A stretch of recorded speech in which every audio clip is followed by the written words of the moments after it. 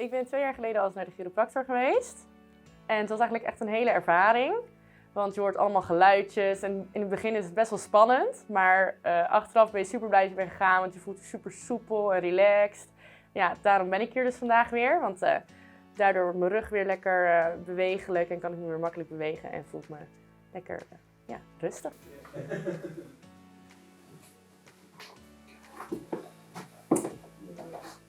Zo, je bent de model. Ja. Hallo. Dat is spannend, hè? Oh. Dat is stress. Er is heel veel stress mee. Ja, dat is niet leuk. Die plekje. Handen in jezelf. Dit is voor die plekje hier, oké? Komt u inademen en uitademen. Zo. Oh! Dat is echt goed. Goed zo. Inademen en ademen. Ontspannen. Goed gedaan. Echt goed. Bijna klaar. Okay. Op je rechterzijde alsjeblieft. Oh ja, die kant. Wat ga je doen? Het is voor je onderrug. Oké. Voor je bekken. Dat overleef ik. Ja, dat is goed. De eerste keer is het altijd een beetje. Kan ik verwachten? Dat is goed. Het is voor je bekken. Blokkade in je SI-gewricht. Oké. En een beetje zo. Oké. Groot inademen. Uitademen. Alles goed. Was makkelijk. Oké. Andere kant, alsjeblieft.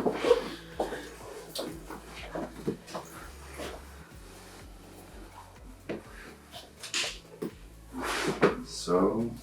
Wat is het? Zelf knuffelen. Love yourself, weet je. Ja. Oké. In. En uit. Zo. Dus die was lekker. Ja. Op je rug alsjeblieft. Puka shells. Ja. Oké. Chill. Ja. Alles goed. Het is oké. Alles goed. Voelt die plekje? Nee. Nee, je voelt wel. Denk ik.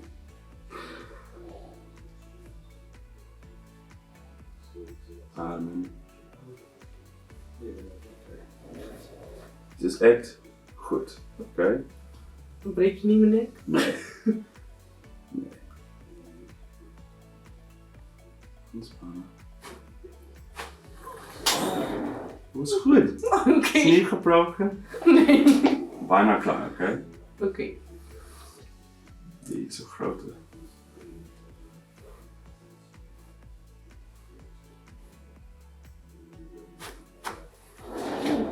Dat is een grote. Echt grote.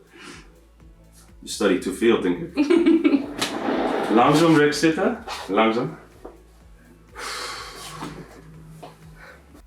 Ik ben net dus behandeld en ik ben behandeld aan mijn nek en mijn rug en mijn onderrug. En het viel eigenlijk hartstikke mee. Ik vond het super spannend, maar ja, het deed helemaal geen zeer. En vooral mijn onderrug voelt echt heel goed. Die zat goed vast blijkbaar. En ja, op een gegeven moment ging het dus ook aan mijn nek en dat vond ik eigenlijk het meest, daar was ik het meest zenuwachtig over. Maar hij voelt goed, soepel, dus ik kom snel weer.